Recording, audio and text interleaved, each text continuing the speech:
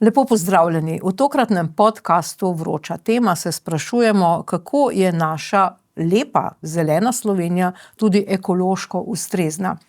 Naša gostja je profesorica doktorica Metoda Dodič-Fikfak, predstojnica Kliničnega inštituta za medicino dela, prometa in športa v UKC Ljubljana.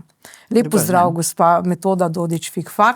Torej, to temeljno vprašanje, mi smo ponosni na našo lepo, zdravo Slovenijo, vendar povejte nam, če bi recimo se sprehodili skozi zemljevid Slovenije, kje so tiste ekološke problematične cone? No, res je lepa Slovenija in smo lahko ponosni na njo, ampak jaz težko rečem, da ni neonesnažena. In to precej boli, ker bi bilo lahko drugače. Če se sprehodimo skozi Slovenijo, je seveda nevarnost, da spustimo majhne regije, ki so lahko okrog določenih objektov, recimo določenih majhnih tovarn, zelo onesnažene. In je nemogoče vseh govoriti, zato bom povedala samo ta glavnih, recimo cela področja, ki so bolj onesnažena. Recimo, če začnemo na Primorskem, potem okolica Izole, ladjedelnice Izola recimo, je brez dvoma bila onesnažena z azbestom. To zaradi ladjedelnice same, zaradi tega, ker so ladje čistili tam in tako naprej, da ne govorim. Tam imamo tudi dokaz za to in sicer imamo, mi temu pravimo klaster ali skupek mezoteliomov. Mezoteliom je eden hujših rakov popljučnice, katerega preživetje je zelo kratko in je zelo težko ali praktično nezdravljiv, redki preživijo 5 let. No, in tu imamo prvi klaster, je tam v okolici Kopra pa Izole. In se domneva, da je glavni izvor bil seveda ladjedelnica, seveda je lahko tudi izvor, recimo tovarna, prej je bila Tomos, potem Cimos in tako naprej, se pravi avtomobilska industrija. To pa zaradi tega, ker so zavorne obloge iz azbesta delali. Spomnim se tragičnega primera, ko so to delali v domači hiši, recimo, ko se je outsourcalo to delo. Torej, to je recimo, potem vedno je pristanišče izvor tudi številnih drugih stvari. Predvsem gre za raztovarjanje različnih materialov, ki so predvsem razsuti in se to potem burja, tramontana ali kakorkoli razpiha. Zelo zanimiv je primer, ki ga imamo iz Portugalske sicer, kjer so raztovarjali sojo in je naenkrat dobilo celo področje okrog tegale pristanišča, predvsem otroci pa starejši hude astmatične napade, ker soja je astmogena in niso vedeli zakaj, sploh niso vedeli, ampak so bile urgence vse polne.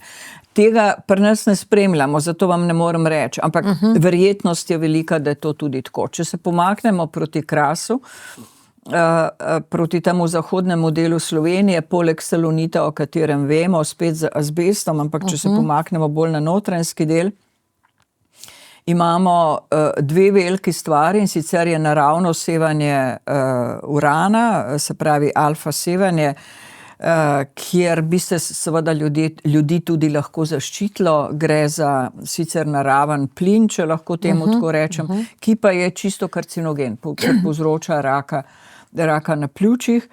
In ko se ujame v prostor, se pravi, ko se ujame v neko zgradbo, v hišo, stanovanjsko prostor, šole in vrtce, se lahko koncentracija tega radona doseže zelo velike vrednosti, če imamo kot še sprejemljivo okrog 350 bekerelov na kubični meter, se v teh krajih, ko so slučajno merili, ker ni predpisana meritev, ko so slučajno po stanovanjskih objektih zmerili, so nač 30,000 tudi zmerili tega.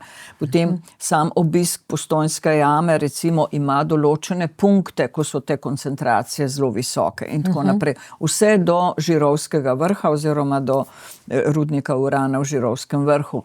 In tule je spet področje, ki bi se zaradi tega naravnega sevanja lahko uredilo predvsem v vrtcih in šolah in stanovanjskih hišah, relativno poceni, ampak bi se to uredilo, da ne bi bilo takih koncentracij. Namreč okrog 20% raka pljuč naj bi bilo povzročenega z tem naravnim sevanjem. Naj bi bilo. Torej, to je to področje, potem na Notranjskem ne smemo pozabiti Počka, to je pač poligon vojaški, kjer jaz ne vem, kdo je imel tako fantastično misel, da gre na kraških tleh, ki so praktično sito, ker vse prepušča, da gre graditi vojaški poligon. Namreč vi morate vedeti, da vojaške baze na svetu je zadnje, kar sem brala, okrog 900 vojaških baz, ki je popolnoma zapuščenih, zato ker je vojaška industrija enakovredna najhujšim kemijskim tovarnam v svetu.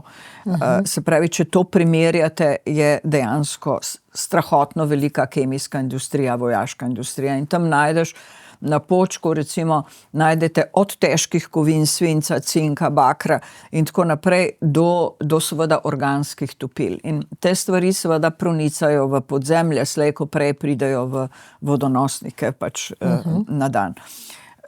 To bi se seveda tudi dalo sanirati na številne načine. Potem, če gremo gor, še vedno je po podatkih, ki jih imam, oziroma ki so mi jih ljudje dali, jaz tega nisem videla, ampak ljudje so mi dali, ko smo se o Kemisu pogovarjali, da je industrija usnja Vrhnika, recimo, pustila ogromno, oziroma da so snovi, ki so jih rabili pri preparaciji usnja, zakopavali pod zemljo, v sodih sicer. Poleg tega so pa snovi, ki so ostajale, odlagali na določena odlagališča, kjer naj bi bila še vedno zelo visoke koncentracije kroma 6. Zakaj govorimo o organskih topilih, ki naj bi bila zakopana? Da je to pomembno zato, ker imamo v svetu spet primer Woburna, kjer je šlo za industrijo usnja enako in so ti veliki bazeni, ki so bili pod zemljo oziroma skladiščeni materiali, začeli z leti puščati. To je pronicalo v zemljo in seveda so otroci začeli zbolevati za levkemijami. Skratka, to je ta del. Ljubljana ima vsega po malem, veste, od azbesta naprej, da ne govorim o trenutni največji ogroženosti.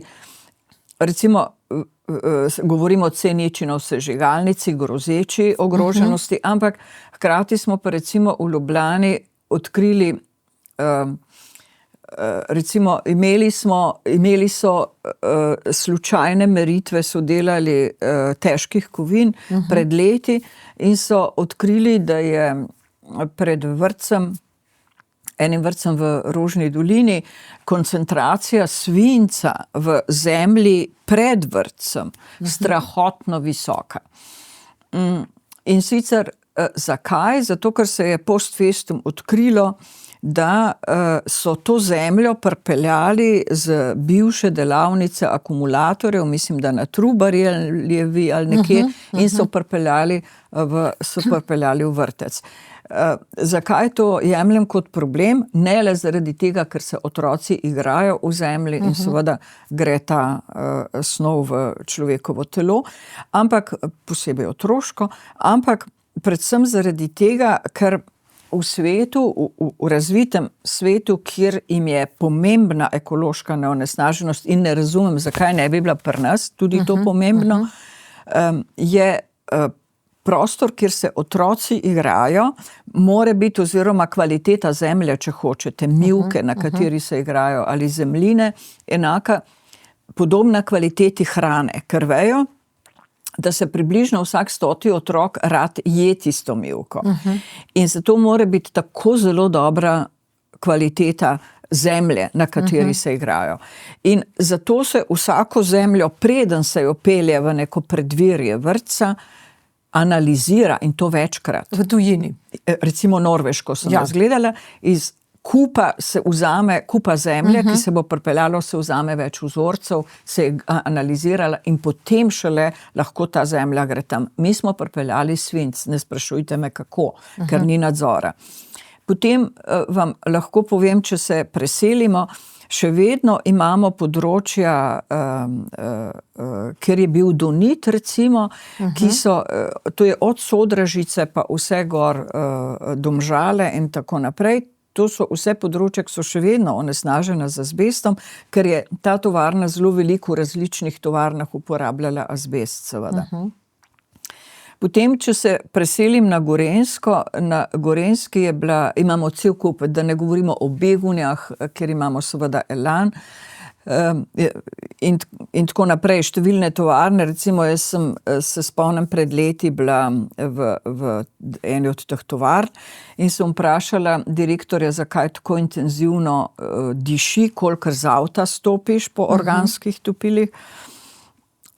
In mi je rekel, mislim, vedela sem, zakaj diši, ampak vprašala sem ga, kaj sosed reče o tem, ker je težko živeti s tem. In je rekel, soseda smo plačali. Potem sem pa rekla, a imate kaj glavobolov? In je rekel, z glavoboli smo vajeni živeti. Razumete, vprašanje je, kaj jemlješ kot normalno. In tam je cel kup, recimo, onesnaževalcev, predvsem z organskimi topili, stirenom in tako naprej. Zaradi Elana. Zaradi teh seveda tovarn, ki se tako ali drugače imenujejo. Potem imamo železarno, seveda, ki ima spet svoje značilnosti, spet od tega, da smo imeli azbest, ker železarne brez tega ne morejo delati, vprašanje je, kako se to odstranjuje in tako naprej. Če grem na hitro, ker lahko se sprehajam na Dolenjsko, a veste, to ni tako preprosto, če grem na Dolenjsko, bom samo omenila, pa ne smem reči Dolenjska, ampak Bela krajina, bom omenila PCB, poliklorirane bifenile, ki so bili v Semiču, sredi 80-ih let, kot veste, je bila zadeva prepovedana, ampak onesnaženost je bila velika, od Krupe naprej, razpolovna doba pa 50 let. In mi pozabimo te stvari, a veste. Mi preprosto pozabimo, da nas jih več ni in se obnašamo kot 5. Če je pa razpolovna doba 50 let, pa pomeni, če smo vrgli 50 kil, jih imamo po 50 letih še 25. In če se to kopiči v telesu človeka ali v telesu živalca, je pač tam prisotno. Potem ne smemo pozabiti v Celju, da ne govorim tam tisti bazen, ki je bil od Cinkarne, tam pri Teharjah, kot veste, da ne govorim o sramoti slovenski, ki je prekrila z kemikalijami človeške kosti, ampak o samih kemikalijah, ki so okrog, seveda, ker je pač industrija bila taka.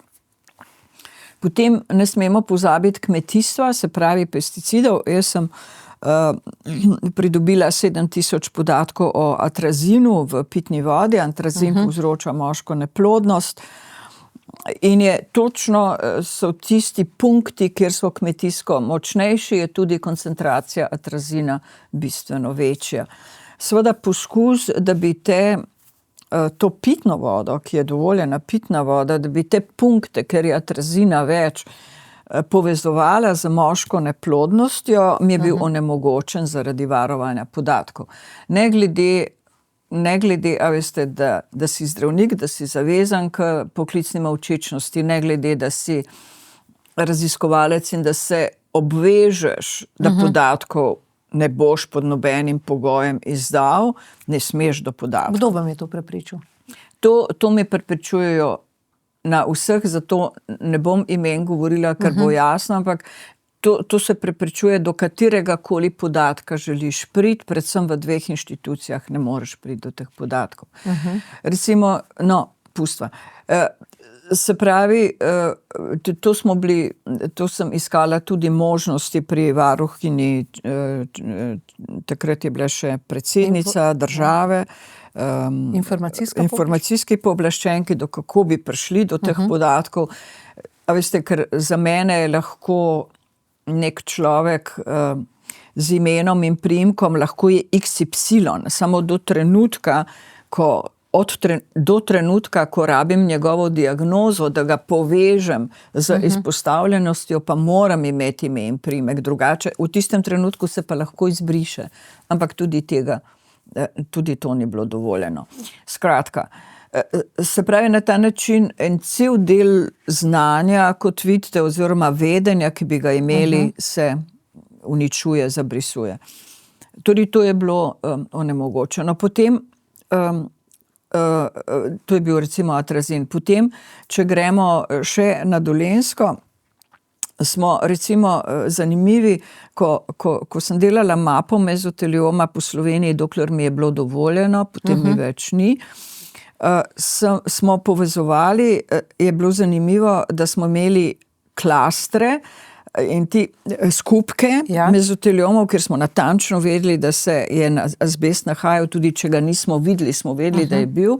Poleg Anhovega in Izole, sem omenila, in Ljubljane in okolice Donita povsod, železarne, seveda Jesenice, smo imeli ta klaster precej velik v Mariboru in zanimivo je bilo, da je bil razsut po Dolenjski. Kaj to pomeni? Ko smo potem šli iskat te mini klastre, smo ugotovili, poleg Sodražice, smo ugotovili, da so vezani ti klastri na opekarne ali pa še neki. Pri termoelektrarni so bile turbine brizgane z azbestom in se je to potem razpršilo. Skratka, Maribor ima cel kup stvari. Zelo je bilo zanimivo pri odkrivanju ravno azbesta, ker smo šli konkretno na snov. No in potem razen tega, kot veste, je pa in pesticidov, herbicidov seveda, imamo to onesnaženost, kot vam pravim, tudi z atrazinom. In tako naprej. S tem, da morate vedeti, da sem pustila množico majhnih punktov, manjših, in od večjega pa nekakor ne smemo spustiti še Mežico, oziroma Mežiško dolino celoti, ki je bila stoletja onesnaževana z svincem in seveda bakrom. Svinec in bakar gresta vedno zraven, ampak svinec je prevladujoč in seveda to se na ljudeh mora videti. Doktorica Dodič Fikfak, zdaj sva 10 minut porabili, da smo se sprehodili po zemljevidu. Torej, povejte mi nekaj, zdaj, kar se tega zemljevida in področja tiče. Ali je kakšno področje, ki ni sporno? Jaz bi zelo težko rekla, zaradi tega, ker, kot sem vam v začetku rekla, ker če že mislim, da je, potem dobim ali pismo, ali prošnjo, če lahko pogledamo, da ta in ta tovarna ali objekt nekaj spušča v lokalni potok ali pa v lokalno zemljo. In se takoj uvrsti na ta zemljevid. Na ta provizorni zemljevid, ker drugače ne morem reči. A veste, tako da bi zelo jecljala, no, če bi to rekla. Torej ni praktično, težko rečemo, zelo težko, da je nek otok čist. Ker ne smemo pozabiti lokalnih onesnaževalcev. No, zdaj vprašanje je to, o čemer ste zdaj govorili in prikazali na tem zemljevidu. Ali ste do tega prišli na podlagi meritev, kot ste rekli, ali mogoče na podlagi obolevnosti ljudi za rakom, ki ga tudi omenjate? No, to je seveda zanimivo vprašanje. Zemljevid, ki zares drži, ki dam lahko roko v ogenj, je zemljevid mezoteliomov, se pravi tega zelo specifičnega okoljskega raka. Namreč zakaj se vedno znova vračamo k azbestu? Zato, ker vsi drugi raki, ki so povzročeni z okoljem, so lahko povzročeni tudi z drugimi stvarmi. Genetika je seveda tukaj pomembna, ampak so lahko tudi drugi povzročitelji. In zato smo zelo nagnjeni k temu, da rečemo neznani povzročitelj. Zato, ko zbolite, vas tudi na kliniki težko sprašujejo, čemu ste bili izpostavljeni. Sprašujejo vas tam, kjer so ozaveščeni samo o azbestu. Torej, če se vrnem, ta zemljevid velja za mezoteliom, ki je skoraj edini specifični rak. Torej, če si izpostavljen azbestu in zboliš za mezoteliom, potem veš, da je to, da je to neposredna povezava. Doslej je znanost ali znanje uspelo povezati približno 90% vseh mezoteliomov z izpostavljenostjo azbestu. Ja. 10 jih ostane, a veste, pred 10 se, ravno trenutno se ukvarjam z enim primerom, kjer ne moremo odkriti, ampak nažalost je človek mrtev in včasih rabiš 1,5 ure anamneze, pravimo temu pogovora, da človeka ti spomniš, kje bi lahko bil izpostavljen azbestu. Ne gre samo za prekrivanje strehe, ne gre samo za to, da si bil pri neki cevi, ko so jo štukali. Ne gre za to, da, a veste, gre za take zelo specifične stvari, kot so recimo nenavadne, recimo, frizerji, ko so recimo strigli ljudi iz tovarne, kjer so delali azbest, ker so bili ljudje v laseh prenašalci. Nekaj zelo podobnega so prenašalci težkih kovin. Recimo, če matere v glavnem delajo v tovarni, kjer se dela s svincem, pa si glave ne stuširajo, ko grejo domov. To prenesejo na otroke in tako naprej. A veste, ta prenos je zanimiv. Potem obleke so zanimive, ne. Imeli smo številne primere, ko so žene prale obleke, mož. Njihov poklic pa nikoli ni bil povezan z boleznijo, ki so jo zboleli, ampak si mogel spraševati o tem, kako je posredno prišel ali prišla v stik z. Tako da taka anamneza, to detektivsko iskanje izpostavljenosti traja tudi 1,5 ure. Moraš pa vedeti, kje vse bi lahko, recimo, ta snov bila prisotna. Tako da zemljevid, še enkrat, zemljevid nam velja za mezoteliom, tam neposredno povezujemo, medtem ko za druge bolezni pa lahko samo izračunamo verjetnost. Da boste lažje razumeli, recimo zdaj pri Ljubljani računamo, če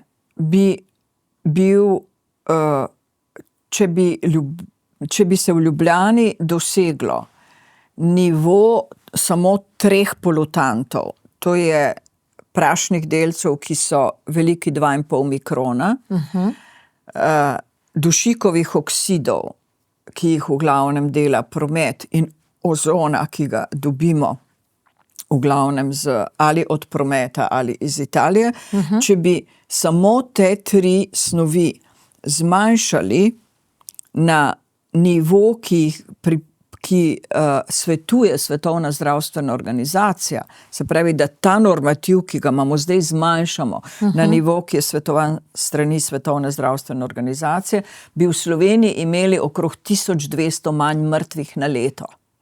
Ampak mi ne moremo pri teh polutantih, mi ne moremo reči,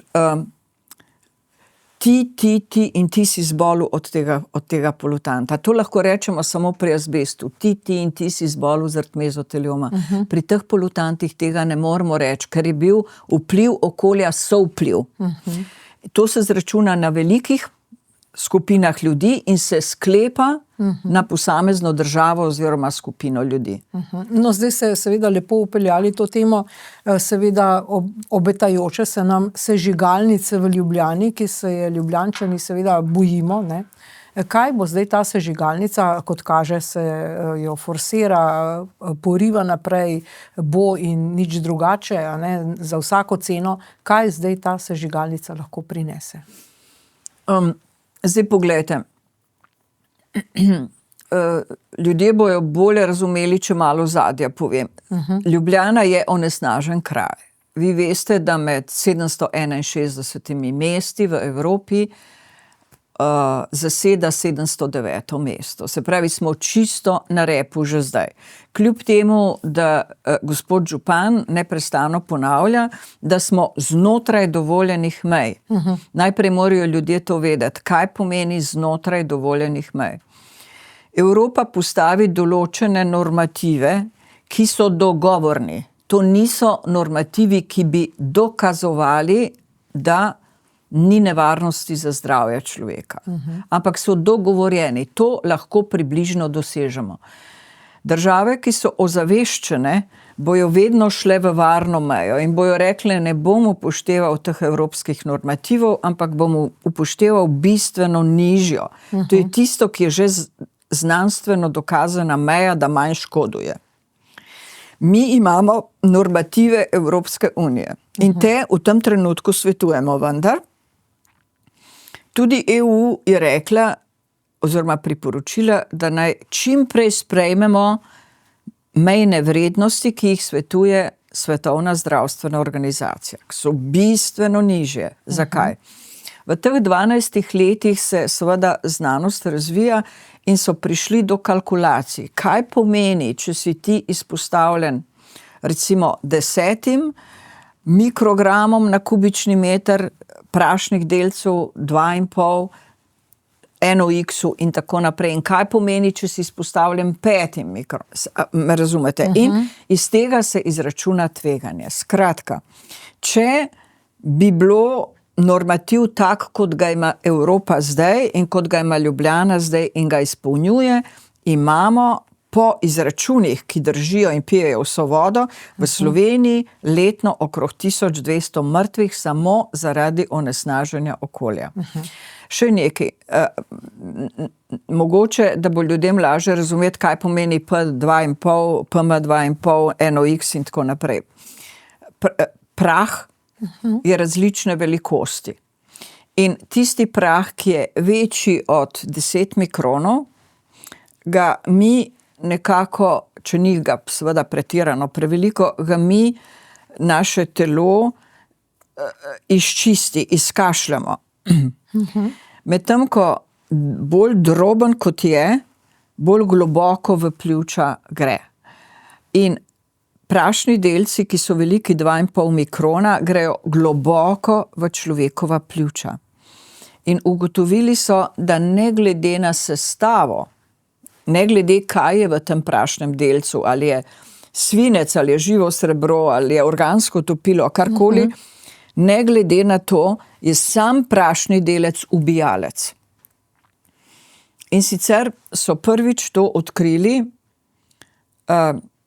davnega 1952. leta, ko je bila inverzija v Londonu. In takrat so množično začeli, trajala dlje časa, 6 stopinj je bilo, ujeti so bili pod tem oblakom, v inverziji je tudi Ljubljana, več mesecev v letu, zato primerjam. In takrat so odkrili, da ti ljudje, da umirajo predvsem respiratorni bolniki in kardiovaskularni bolniki. Ljudje, ki so že imeli, in bilo je tako hudo, da so upokojene zdravnike in sestre morali poklicati v bolnišnico, ker niso si mogli več pomagati, tak je bil naval za sprejem.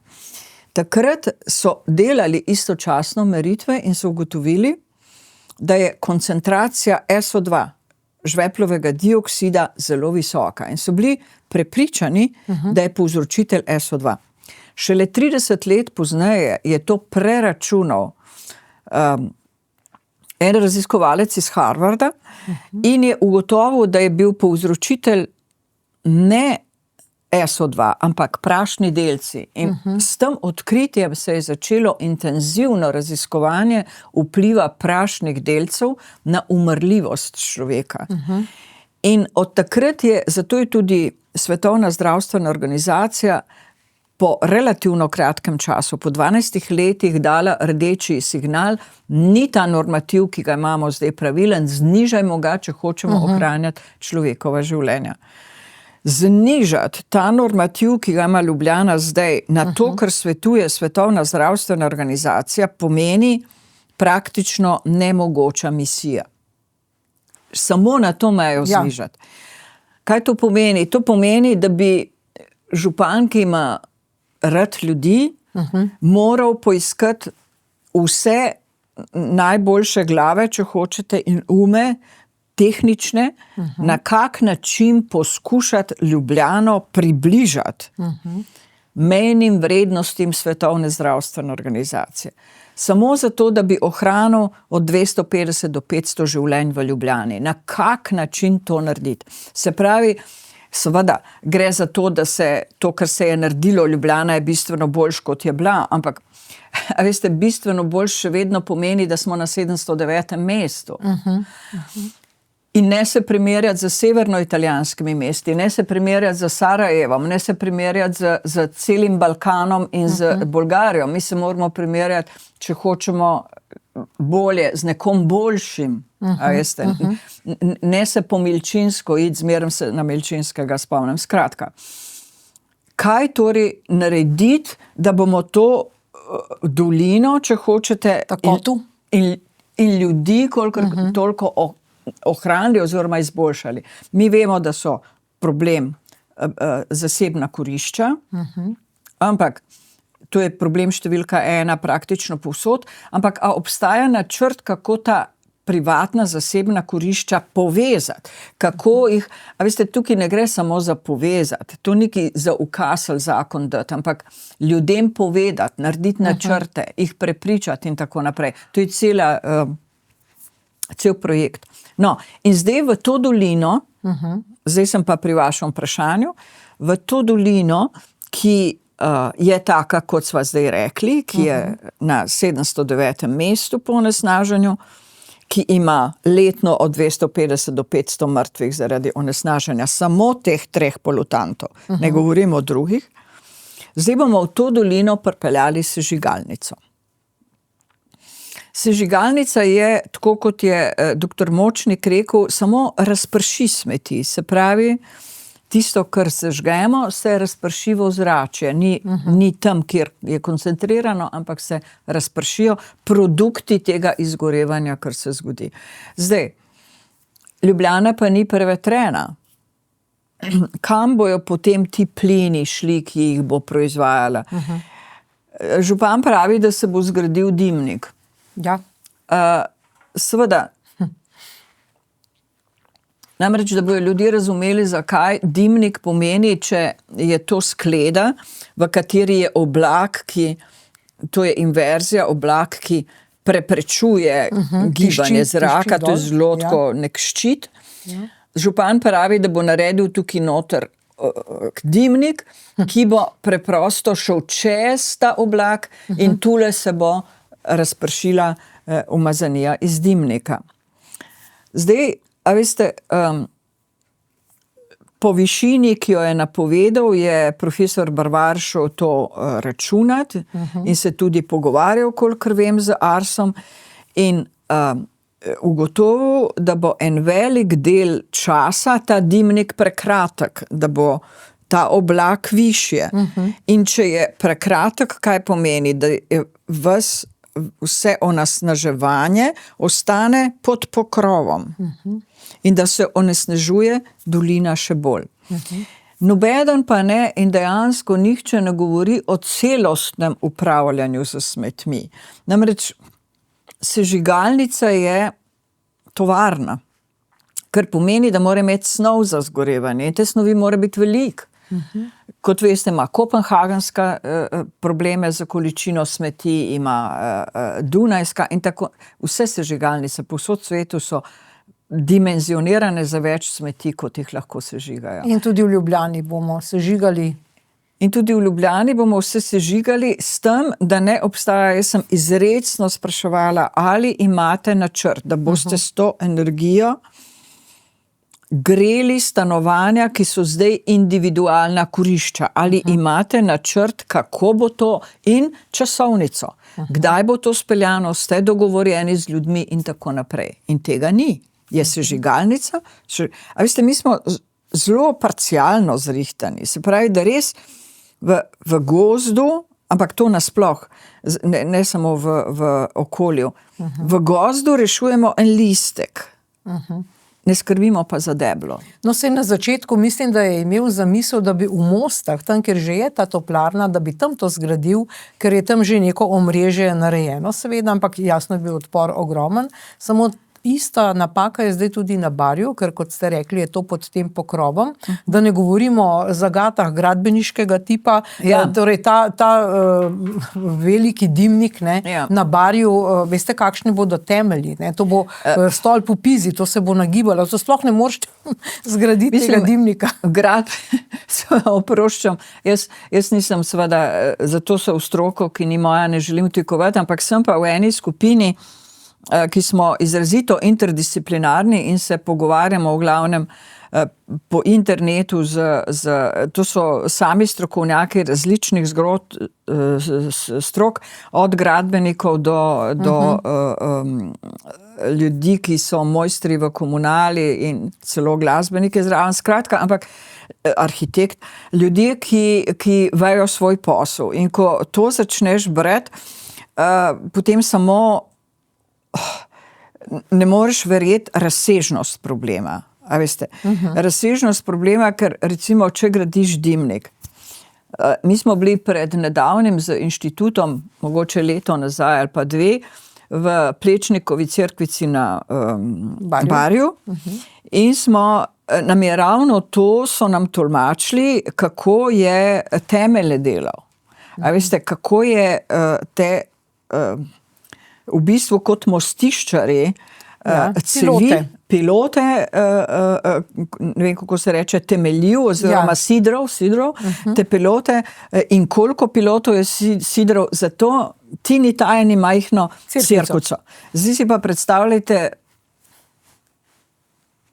dimnik kot trboveljski.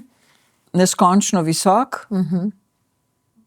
Vse to je pravzaprav misija nemogoče, ampak po drugi strani je misija nemogoče tudi strokovno prepričati župana. To je zdaj to vprašanje. Ja, jaz moram reči, da očitno smo bili, ko govorim mi smo skupina pri Zdravniški zbornici Slovenije, ki je naša naloga ozaveščanja, kolikor lahko, poleg svojega dela o posledicah okoljskega onesnaženja na zdravje ljudi. Tam imamo 2 toksikologa, pediatrinjo, splošno zdravnico in jaz sem iz medicine dela in okolja. Seveda izrazito vabimo strokovnjake in druge zdravnike. Doslej se ni nobeden odločil, da bi bil še zraven. Okolje je zmeraj spolzko, ker nimaš prijateljev, ne, to zadevno. Ampak ta skupina je zelo intenzivno opozarja in očitno profesor Brvar organizira vsako leto srečanje v novembru, v katerem govorimo recimo o sežigalnici, smo že 2-krat govorili o kanalu C0 in tako naprej. To so interdisciplinarne skupine strokovnjakov povabi in seveda očitno odprto je seveda tudi za druge, tako da vedno pridejo tudi iz Mola. In očitno je bilo to županu preveč in je najprej mene, potem je nas povabil na pogovor. Mi smo mu odpisali, da nimamo se kaj z njim pogovarjati. Če nam organizira skupino strokovnjakov, s katerimi se kot medicinci iz našega gledišča pogovarjamo, kaj je nam tveganje, potem smo z veseljem se pripravljeni pogovarjati z vsakim strokovnjakom. Ne moreš se pa z županom strokovno pogovarjati. S politiko, ne? Ja. Pravzaprav ne vem, kaj je, ali je politik, ali je biznismen, karkoli pač je. Ampak ni zdravnik. Tako je, mi se o tem ne moremo pogovarjati z njim. In zato smo zavrnili obisk. No, ampak recimo, gledano z tega vidika zdravstvenega, ne, za koliko bi se pa s to sežigalnico še povečale te smrti? Prej ste rekli, koliko ljudi umre, ampak zdaj samo na nivoju teh 3 polutantov danes. Ne? Ja. Kaj pa, če imamo sežigalnico, koliko več mrtvih bo? Ja, a veste, saj zato nimamo nobenih modelov. Mi ne vemo, a bo dimnik ali ne bo, koliko visok bo ali ne, ker če bi te podatke imeli, te vhodne variable, potem vsaj približno lahko izračunaš, koliko časa bo inverzija, koliko časa dimnik ne bo šel čez to, če bo stal. Vidite, ti imaš v formuli imaš same negotove neznanke. In formula s preveč neznankami ni rešljiva. Zato lahko samo rečemo, ni dvoma, da jih bo več. In vemo, kaj plini, ki izhajajo iz... To je tudi zanimivo.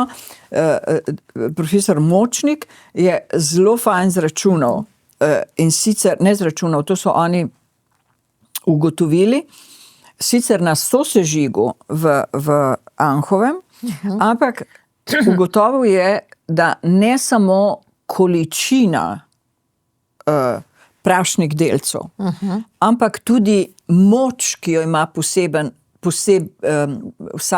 prašni delci posebej. Se pravi, ni nujno, da si samo prašek, ampak kako si močan, da nekaj spremeniš. Kakovost in temu pravimo oksidacijski potencial. Kako močan je tisti delec, da povzroča recimo začetek raka.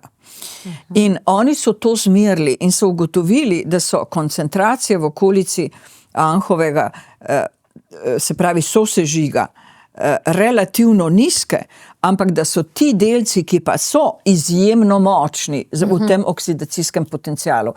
In zdaj prenašam na Ljubljano, domnevamo, da bo tudi oksidacijski potencial teh delcev, ki grejo iz sežigalnice, bistveno višji, kot je drugih prašnih delcev. In po literaturi, ki jo imamo, je obolevanje delavcev, ki delajo v sami sežigalnici in okoliškega prebivalstva večje, in to na račun raka, različnih rakov, predvsem rak pljuč. Potem malformacij, se pravi teh prirojenih napak. Potem, da ne govorimo o astmi, in skratka, praktično tukaj gre za eno paleto bolezni. Vpliv je razpršen, kot vidite, ne gre samo za eno bolezen, ampak vpliv je razpršen in obolevnost je v okolici sežigalnice in ljudi, ki delajo v sami sežigalnici, in seveda ne smemo pozabiti otrok, bistveno večja. Zato tudi nekateri raziskovalci trdijo, da se sežigalnice postavljajo vedno v najbolj onesnaženem delu mesta. To bi bilo recimo v Mostah, ne? Če bi bila tam. Najbolj onesnaženem in v delu, kjer so najrevnejši. A veste, kjer so, ko gre za velemesta, zdaj govorimo, kjer so najrevnejša populacija, ker je ozaveščenost manjša in lahko bolj onesnažuješ. Ampak to je... In težko je pravzaprav določiti, kaj je krivo. Ne?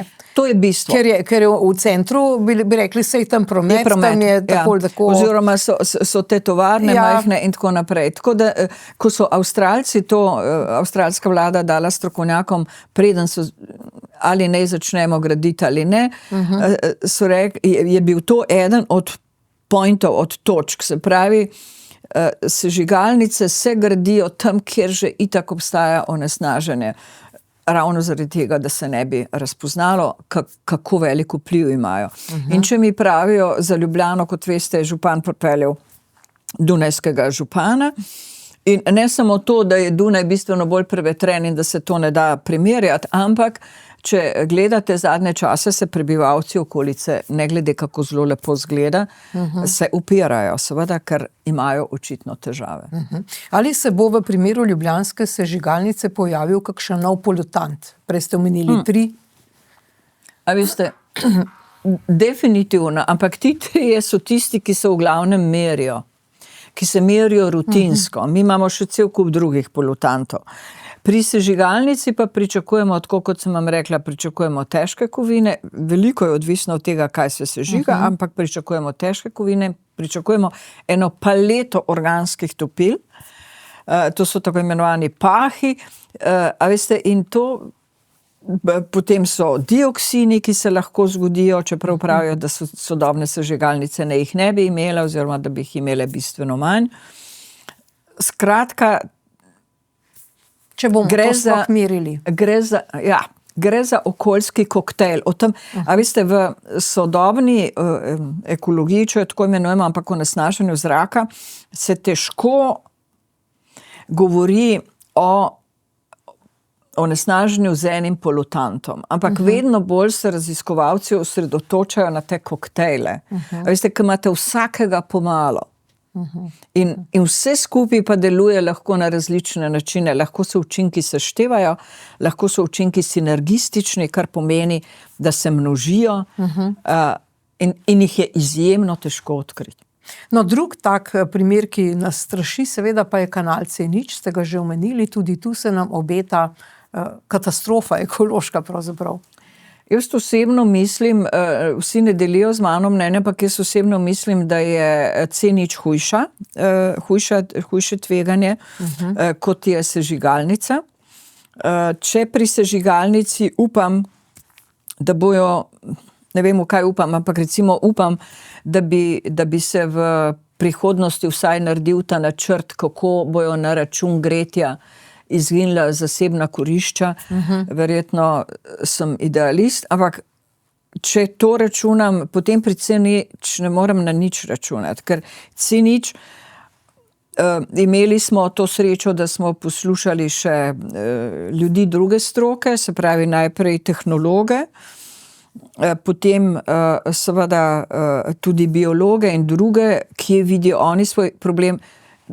Da se razumeva, ne govorim sploh o pravnih aktih tule, ker kolikor berem v tej skupini, o kateri sem vam omenila, je glede dovoljenj in teh stvari taka višek nepravnosti in neupoštevanja pravnega reda, da je temu praktično nemogoče slediti. Če torej govorim samo o posledicah, če bo zadeva zgrajena, potem si kot zdravnik ne morem predstavljati drugega kot katastrofe. Vprašanje je pa, kdaj se bo to zgodilo. Zakaj?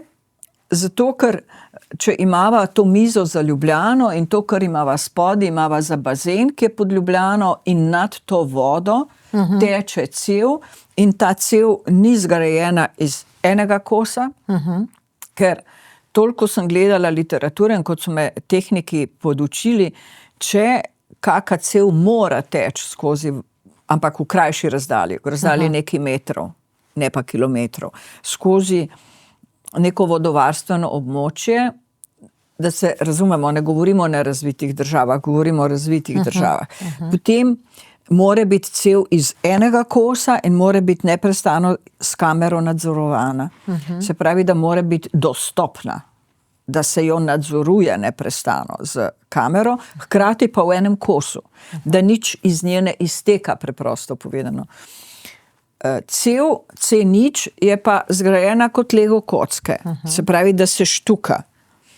Seveda so se tehnologi tudi načinu tega štukanja lotili tega, ampak dejstvo je, da po standardu, po katerem je grajeno, standard sam dovoljuje puščanje. In zdaj si predstavljate, to gre za cev, ki pobira vso komunalno odplako in pobira kemijsko odplako. Iz Medvod.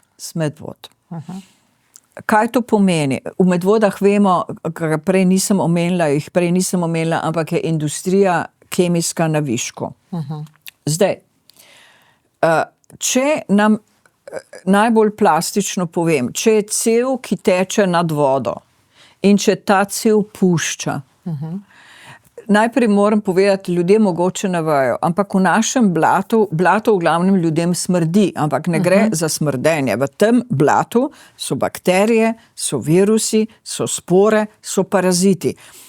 Številni od teh so normalni prebivalci, ki se pa lahko razmnožijo. Ampak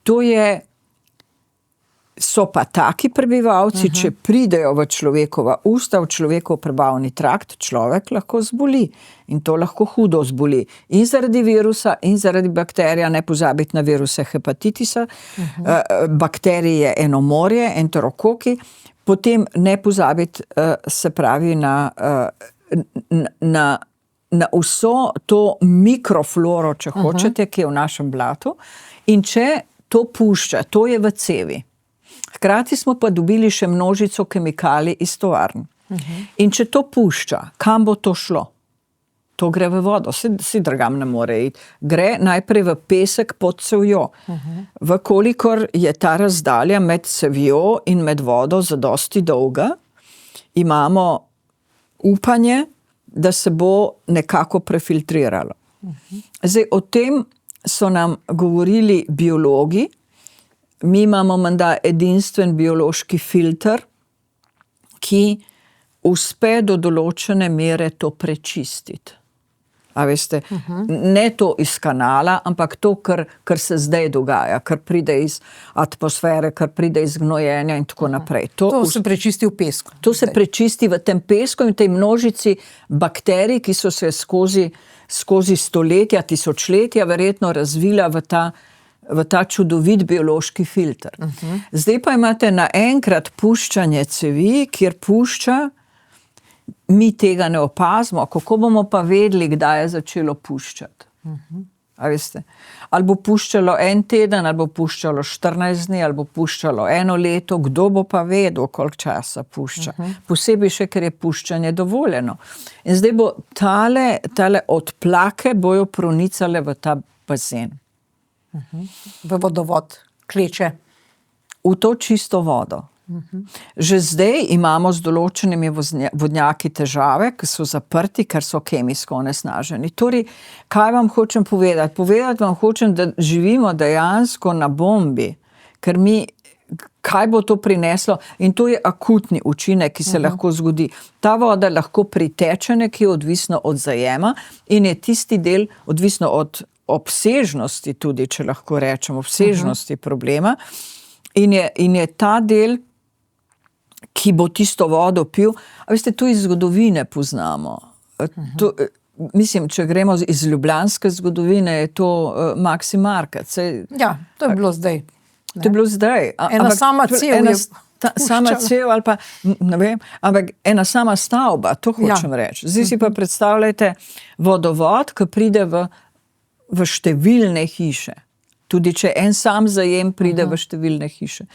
In to je najprej ta, če hočete, infekcijski problem iz našega gledišča, iz gledišča zdravnikov. Tukaj bojo infektologi, če je bilo pri Maxiju prizadetih, ne vemo koliko, ampak od 300 do 500 ljudi se je javilo, se pravi, menda 500, potem koliko se jih so bili turisti, ne vemo. Ja. Zdaj si predstavljate, kakva bo, to je najprej to. A imamo te kapacitete za zdravljenje teh ljudi? Jaz ne vem, a me razumete, pri covidu so ležali povsod ljudje. Druga zadeva je pa kemijska onesnaženost. Če bo iz vseh teh šla ta kemijska onesnaženost, vseh teh področij, iz medvod recimo, potem je pa to dolgotrajni učinek. Veste, to so kemikalije, ki imajo pa latentno dobo. Ti ne zboliš po 2 tednih, tako kot je pri večini infekcijskih boleznih, 2 dni do 2 teden, ampak zboliš lahko v 10, 20. In seveda tudi kloriranje. Ja, ampak kloriranje je samo za živa bitja. A veste, in se postavlja vprašanje, mislim, kdaj bo, še enkrat vam o časovnici govorim, če je bazen onesnažen, je to drugače, kot če je lokalno onesnaženo. A veste, to je razpršeno, ne vemo točno, odkot prihaja. Prvič to, ampak klor, do kakšne koncentracije, kje ga boš uporabil, in to je še enkrat samo za živa bitja določena in določene koncentracije. Ampak glejte, vi ste strokovnjakinja, zanima me, zakaj se strokovnjaki ne oglašajo več?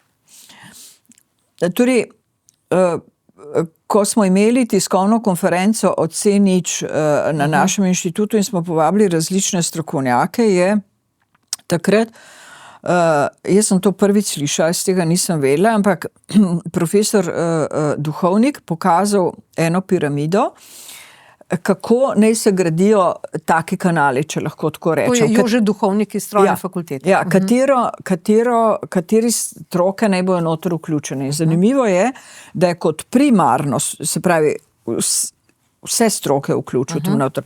Kot primarno je imel javno zdravje. Se pravi, brez mnenja o javnem zdravju, kaj lahko to povzroči za človeka, brez tega graditi ne smeš.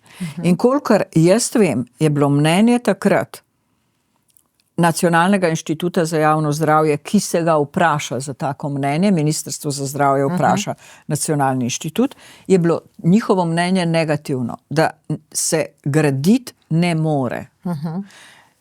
Iz tega, če hočete, javnozdravstvenega vidika. Ampak o tem mnenju nihče ni vedel. Mi smo zvedeli o tem zelo pozno in ko smo zvedeli, smo se oglasili. Mi spet govorim ta skupina 5. Ja. Zakaj se, in še nekaj moram kljub samo povedati, mi smo napisali pismo, pisali smo županu in vsem ministrstvom in smo pismo dali v obravnavo strokovnemu svetu kliničnega centra, ki je to potrdil. Enako za sežigalnico in enako za C0. Se pravi, strokovni svet kliničnega centra je zadevo potrdil. In to je šlo na vse naslove. Torej, negativno mnenje je potrdil. Negativno mnenje je potrdil. To nismo enih par figzigmarjev, ki se skozi oglašamo, ampak gre za to, da je NIJZ potrdil, da je strokovni svet kliničnega centra se strinjal z mnenjem. In je skupina, ki se s tem nekako ukvarja, če lahko tako rečemo, ki smo pripravljeni tudi v medijih kaj povedati. A veste, kaj se mi zdi pri stroke? Ko sem poslušala nekaj zaslišanj pri kanalu C0 in se je dejansko isto vprašanje pojavilo, zakaj, ali ste odreagirali. In so številni, tudi biologi so odreagirali. Ampak, a veste, potem te pa ne slišijo te prvič, ne slišijo te drugič. Veste, jaz imam pri sebi občutek, da sem izpeta lajna, ker ponavljaš neprestano, ampak se preprosto ne prime. Vsakokrat strokovnjakov pri nas ne rabimo. Veste, to je nekaj groznega. Ignoriranje tega je. Popolno. Ja, ampak kako je to mogoče? Lejte, ni nobene civilne družbe, kje je zdaj vsa ta civilna družba, dobro, da ne omenjam Nike Kovač, pustimo, no, to je posebna oseba, ampak vendarle, kaj se dogaja? Glejte, jaz ne želim v 8. marec iti, ampak ti moraš imeti izrazit politični suport. Če političnega suporta nimaš, pozabi na to. In definitivno ima 8. marec političen in finančni suport, o tem ni dvoma. To, kar mi počnemo, mi spet, ta skupina, nismo od nikogar plačani, smo vse skozi napadani od vseh mogočih. Mediji ste posamezniki, ki to podpirate, o tem ni nobenega dvoma in posamezni novinari, ki prosijo tudi za izjave, za intervju, ampak da bi se to prijelo, a veste, da bi bil to tak pritisk. Jaz sem namreč prepričana, da je azbest padel zaradi medijskega pritiska. A veste, da so tukaj ključni mediji. In če mediji tega ne podprejo z vso močjo, z vso silo in ne nehajo, a veste, in ne nehajo. Stroka sama ni dovolj. Verjemite mi, če greste samo skozi zaslišanja v parlamentu, samo skozi strokovnjake in samo te strokovnjake dobite, jaz ne razumem, kako se jih ne more slišati. No in recimo tudi drugje v Sloveniji, saj ta sosežig ste omenili tudi Anhovo in to. Torej, kakšna je tam situacija? Je bilo tam karkoli preprečenega z mediji ali so mogoče, zdaj govorili ste o korupciji, podkupovanju, kakorkoli v nekih prijateljskih odnosih, kaj se je tam dogajalo? Kater model je ta, ki bi ga v Ljubljani lahko vzeli za vzor? Ja, Anhovo je zelo specifično. Recimo, če vzamemo azbest, oni so zelo zgodaj imeli skupino ljudi, ki so bili neznansko trmasti. Trmasti v tej smeri, da so jim nagajali, so jim škodovali, zelo konkretno, veste, da so bili recimo tudi soproga od tistega aktivnega človeka je bila kaznovana, da je bila degradirana na delovnem mestu, iz pisarne postavljena v proizvodno in tako naprej. Veste, to so bili zelo konkretna maščevanja, ampak ti ljudje so vztrajali. Zanimivo je, da so vključili, ko so meni pripovedovali, ko sem 2 leti hodila v to dolino, oni so pri svojih aktivnostih bili zelo organizirani. Ko gledam to mrežo, ki jo imate narisano, so dejansko bili zelo mrežno povezani. Oni so imeli znotraj tovarne 5. kolono. Kar pomeni, da so ti ljudje spremljali točno, kdaj so filtre odstranili, kdaj jih niso, kakšne so bile meritve, kakšne niso. Našli so revije, recimo iz leta iz 70. let, ki so seveda že govorile o hudi škodljivosti. Oni so našli in so to duhovniku so rekli na prižnici, naj oznani, da se bojo dobili ta in ta dan pri tej in tej skupini, naj ljudje pridejo. Skratka, ljudje so se organizirali in so neprestano, ker, veste, politiki vedno računajo na to, da bo ljudem dovolj, da se bojo utrudili. To so mene učili, ena od temeljnih stvari je človekova pozabljivost. In kar poglejte, jutri je že drug dogodek, mi kar pozabimo. In na to se računa. In ti ljudje so bili vse skozi organizirani. Ja, veste, v Ljubljani nimaš nikogar, če zdaj paralelo vlečem.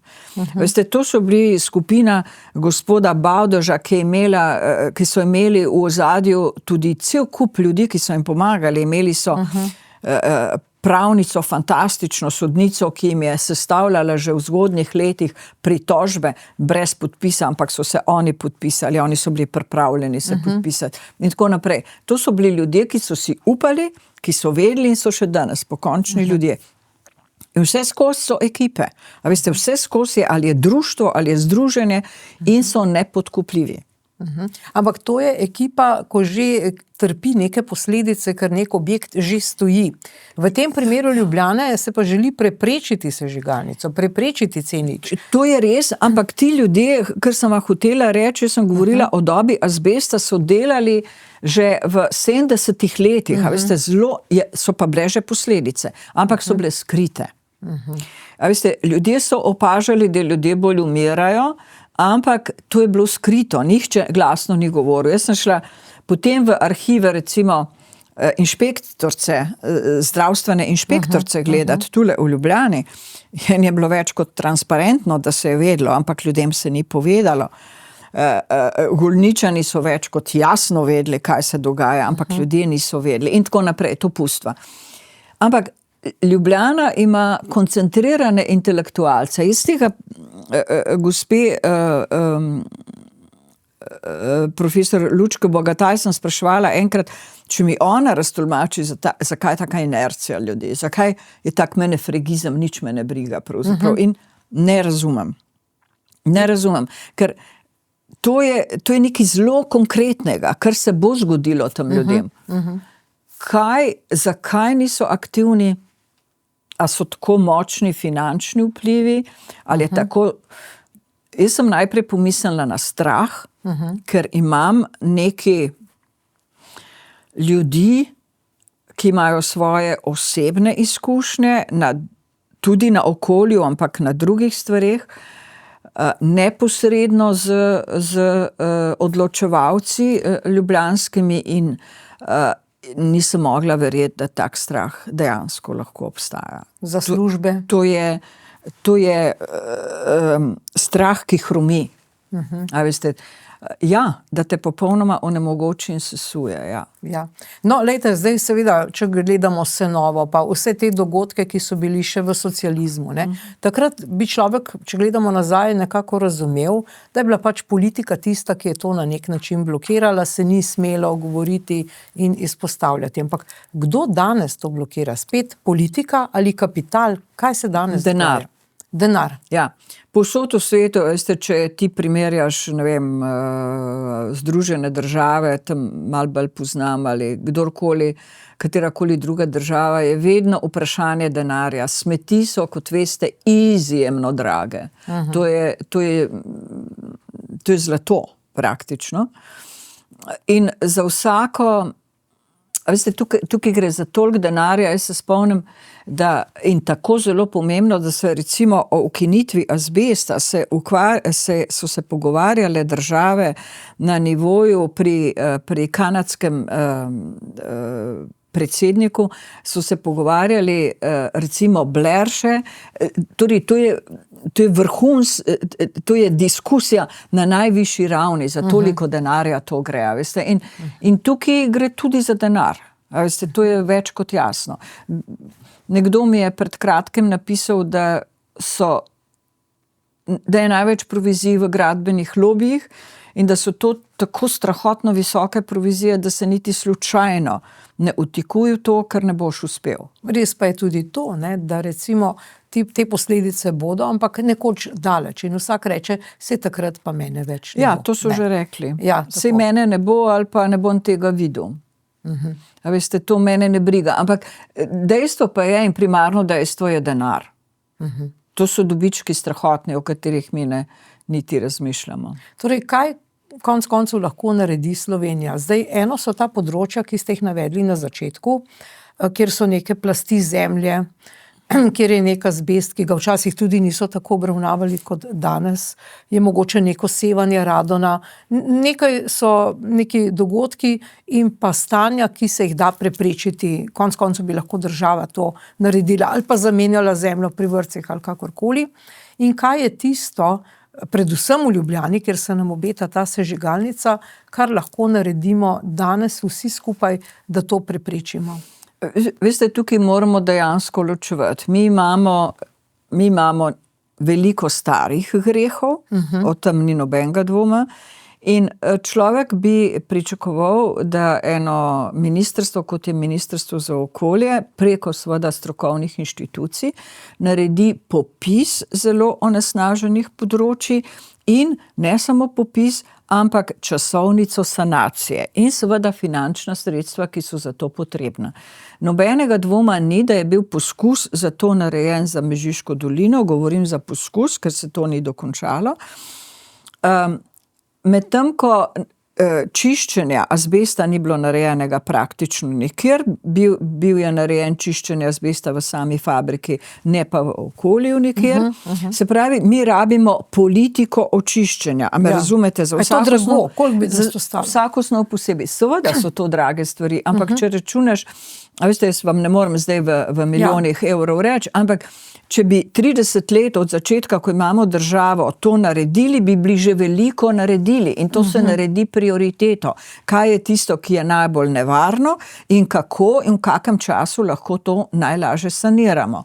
Konkretno povedano, najprej je treba, ni dvoma, da je Mežiška dolina prioriteta v sanaciji, prioriteta je azbest v sanaciji, a veste, mi imamo še vedno vsaj 30% streh iz cementa azbesta. Imamo vse vodovodne cevi ne vse, ampak imamo stotine kilometrov še v cement azbestu, še vedno. Mi nimamo nobenega načrta, kako to sanirati. Za azbestne kritino imamo po občinah neko politiko, da nekatere občine subvencionirajo to, ampak ne vse.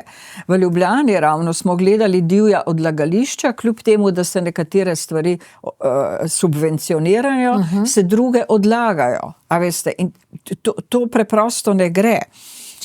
To pomeni, da bi moral imeti načrt, kako recimo če vzamemo Italijo, ki je onesnažena, Bog pomaga, ampak kar se azbesta tiče, je dala rok, do katerega datuma morajo biti vse cement azbestne strehe zamenjane in cevi označene. A veste, cevi ne bomo kopali, ampak bomo označili, kje tečejo, zato da bomo vedeli, ko se bo izkopavalo. No, jaz mislim, da označitev imamo, ampak nimamo pa streh. In kako se bo na katero odlagališče dajalo, kako se bo odstranjevalo in tako naprej. Pri nas se to obnašamo dejansko več kot diletantsko. Recimo, mi smo imeli primere, da se 1000 kvadratnih metrov velika streha, zato bi moralo biti posebno odstranjevanje, seveda razdeli na 3 dele, je vsakokrat po 300 metrov, in seveda potem ni treba dovoljenja za to. Ja, to je tako kot ta cev, ne? Da ni treba presoje Tako kot- vplivov na okolje. Tako, to je, a veste, razdrobiš. to je švingljanje, to je Iskanje nekih preslab- lukenj v zakonu. Ja, to je preslab izraz. No, in če me sprašujete o teh spotih, to bi bilo treba preprosto, recimo za ladjedelnico, kjer je bilo cel kup tega odstranjenega azbesta, so mi povedali, na katero odlagališče so to spravljali. To bi bilo treba očistiti. Potem imamo Jevšane, kjer se je po ujmah, 2008 ali kdaj je bila v Brkinih, ko je bila toča, celotne azbestne strehe peljale na odlagališče v Jevšane, kjer je in to je odprto odlagališče, to je še Hrvaška protestirala seveda, da ji piha proti njim. To je izpostavljeno in ljudem in burji in tako naprej. A me razumete, tukaj gre za majhna večja, tukaj rabiš načrt. Ampak glejte, se še pri gradnji tega novega zapora v Dobrunjah je zdaj afera, kam so šli ti odpadki.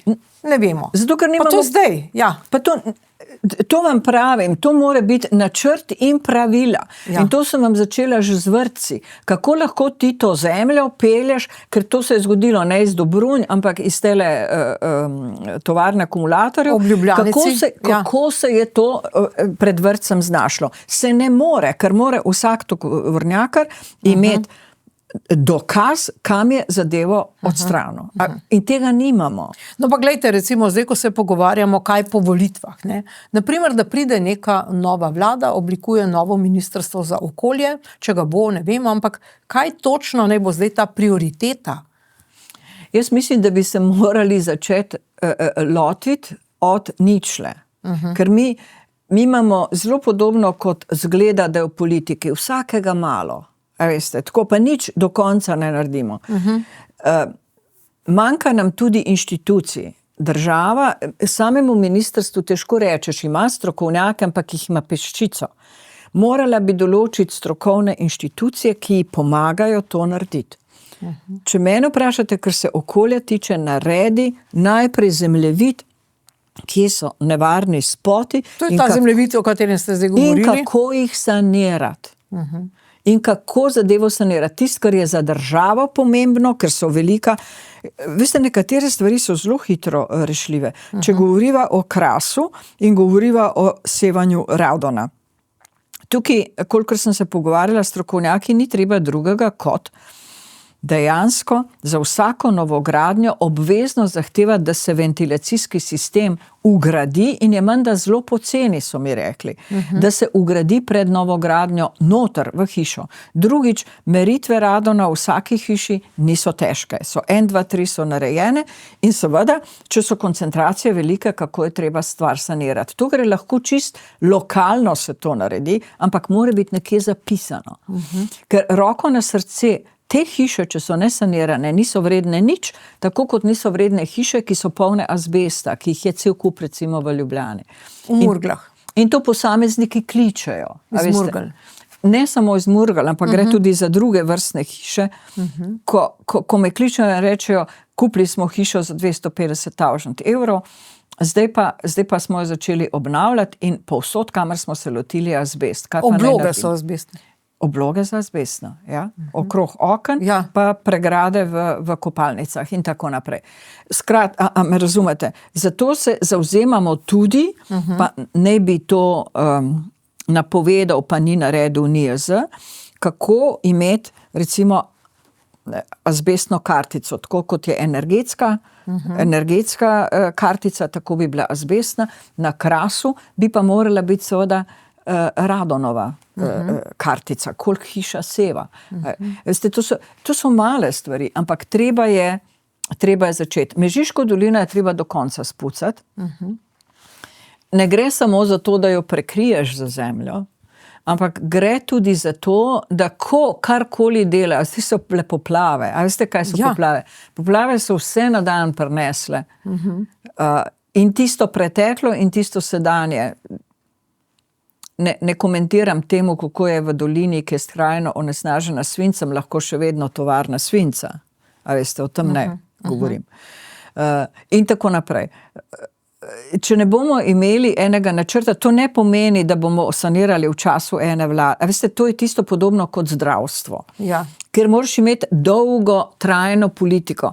Ne glede, če pride leva, desna ali dejansko je sprejem kot relajsasta vlada. Čist vseglih nekatere stvari, kot je organizacija zdravstva, organizacija okoljske politike, more biti enotna, če hočemo ljudem pomagati. To zdaj tudi spreminja. Mislim, vsaka stranka ima svoje mnenje. Se zato in poruši prejšnje.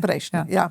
Torej, zdaj še glede tega kanala C0 in sežigalnice, kakšen nasvet bi dali zdaj Ljubljančanom? Kaj ne Ljubljančani pravzaprav storimo? Mi smo v bistvu nemočni.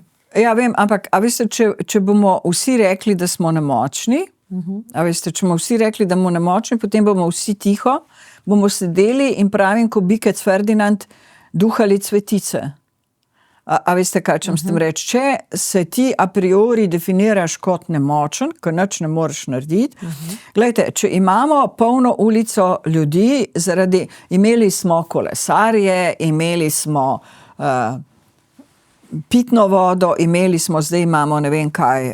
Zaradi vseh neumnosti ne bom povedala, ki me preveč prizadeva, skratka, se ljudje zberejo in ljudje nekaj naredijo in ljudje vztrajajo. Oprostite, jaz nobenega kolesarja nisem videla za C0. Pa je ekipa, ki se zavzema za zdravje, naj bi bila. Nobenega, ki bi videla, da bi kaj govoril o sežigalnici. Nobenega, ki bi videla, da bi se zavzemal za proti 250 ali 500 žrtvam letno. A ste videli vi koga? Nobenega. Ja, no. No, ampak glejte, doktorica Dodič Fikfak, ali imate vi naslednika? Ne? Ker konc koncev smo nekje generacija, ne? Odhajamo proti penziji. Ne? Imate koga, ki se bo ravno tako živo zavzemal za te probleme? Jaz veliko kljub vsemu gradim, upam in največ se tudi pogovarjamo s to skupino. Res je, da so to dva zelo aktivna toksikologa, ki ne bosta tiho, o tem sem prepričana. To je profesor Barvar, ki je dober, ki zadevo toksikološko obvlada, in kolegica, ki je še zelo mlada, Ana Mavrič, ki bo končala specializacijo in verjamem, da bo aktivna in da bo dvignila glas. Imamo pediatrinjo Marino Praprotnik, ki smo v tej skupini, pa kolegica Mlinarjeva iz Drskelj. Ampak če te bolj tri, ki so mlajše generacije, vzamem, jaz iskreno upam, oni bojo aktivni, ampak to je premalo. A veste, mi rabimo angažiranje, recimo v moji stroki, jaz se dobrih 25 let trudim, da bi nekoga dobila in ni interesa nobenega. Ampak mi je čisto razumljivo, zakaj. A veste, ker od tega nimaš denarja, seveda ne, imaš vse skozi grožnje, slejko prej se lahko, ker kjerkoli je denar, je grožnja, to moramo vedeti, kolikor stopiš, najhujši žulj je žulj denarja. In če je kdorkoli, ki čuti se ogrožen, da mu bo neki posel sfrčal iz rok zaradi tega, potem bo udaril z vsemi topovi nazaj. In ni, kot vidite, ni zadoščenja. Če si zdravnik, rad vidiš zadoščenje svojega dela. To je tretja zadeva. To pomeni, da ti ozdraviš, hitro nekaj narediš. Tukaj, kot vidite, ni tega zadoščenja, ker ti lahko, kakor jaz rečem rada, drobovje izpljuneš v dokazovanju, da bojo res posledice, ampak se nič ne zgodi. Ali pa nimaš občutka, da bi se zgodilo bistveno. Ali so vam kdaj grozili? O ja.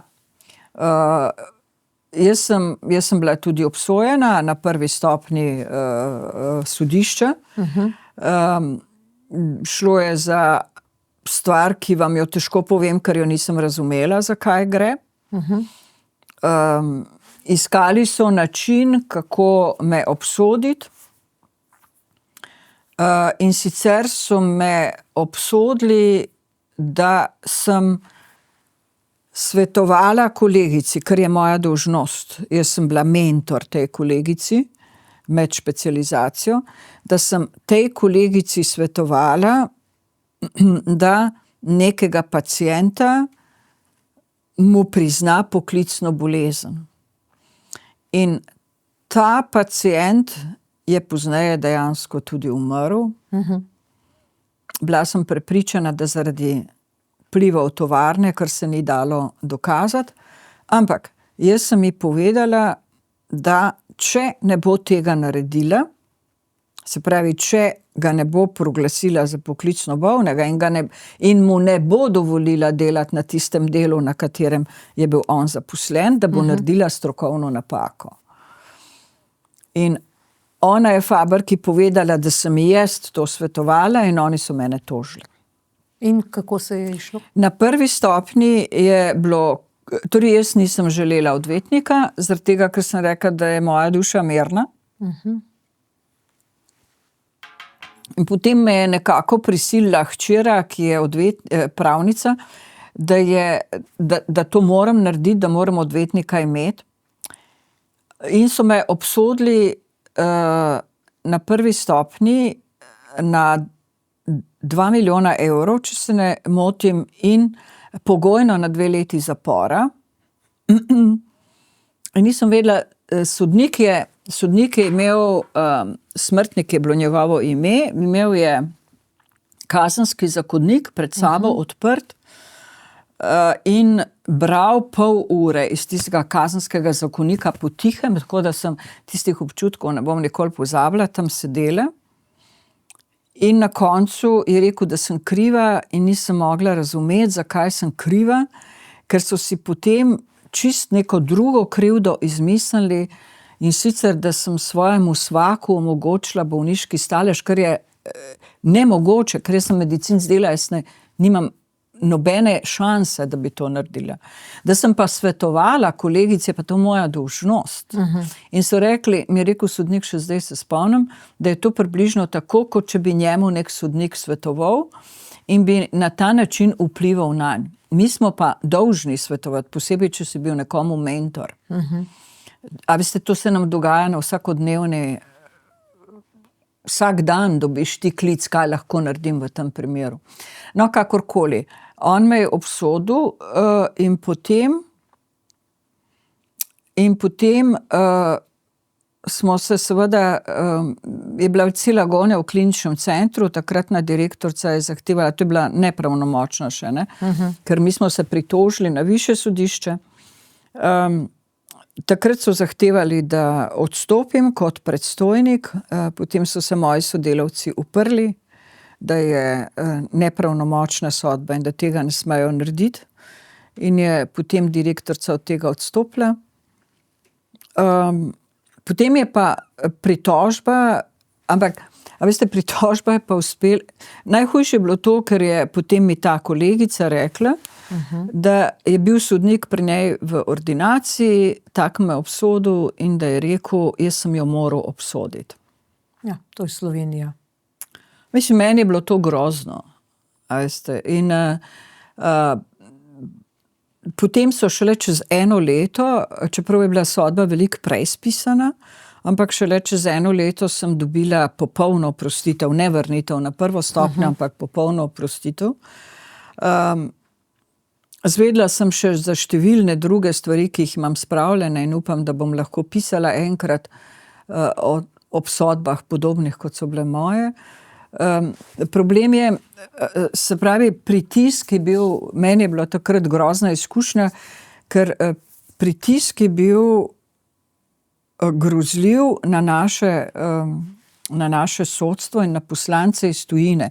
Moji kolegi so to zvedli in jaz jim nisem opisovala, ampak je potem hči bila z njimi v kontaktu in so rekli, to je tipični primer industrijske plama, je takrat se name spravila, tipični primer industrijskega tožbe, da te ustrahujejo, da te ustavijo. Slep tožba pravzaprav. Tako je, da te ustrahujejo, da utihneš.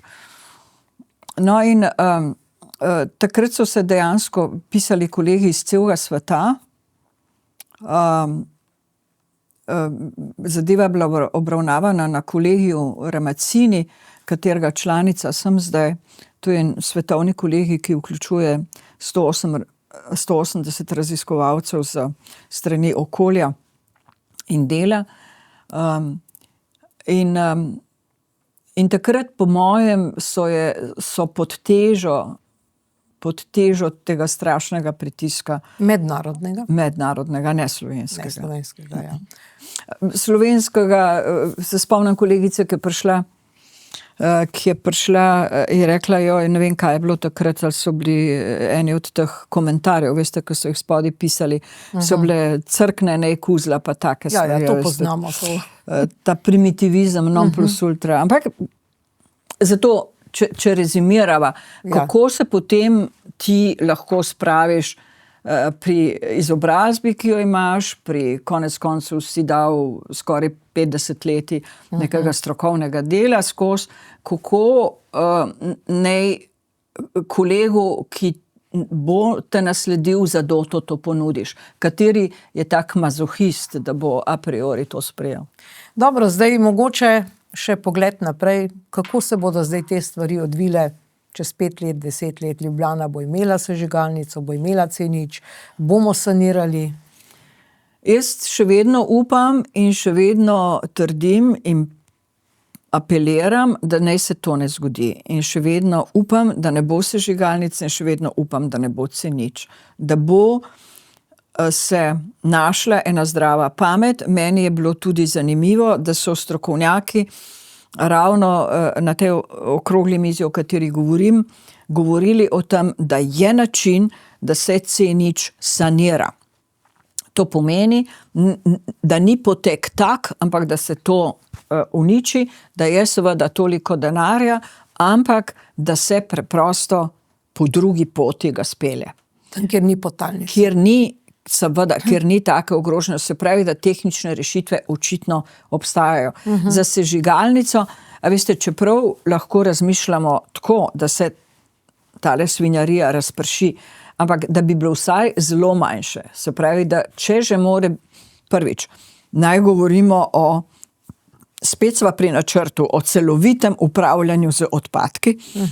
To je številka 1 in številka 2, če se kljub samo odločimo za sežigalnico, kljub samo, ne vem, če jih toliko rabimo v Sloveniji, ampak če se kljub samo, potem vsaj tam, kjer je najmanjši, kjer je prevetrenost največja in kjer je najmanjše zlo. In to Ljubljana ni. In to Ljubljana definitivno. Dobro, doktorica Metoda Dodič-Fikfak, najlepša hvala za vaše komentarje. Hvala tudi vam. In hvala za pozornost. Nasvidenje.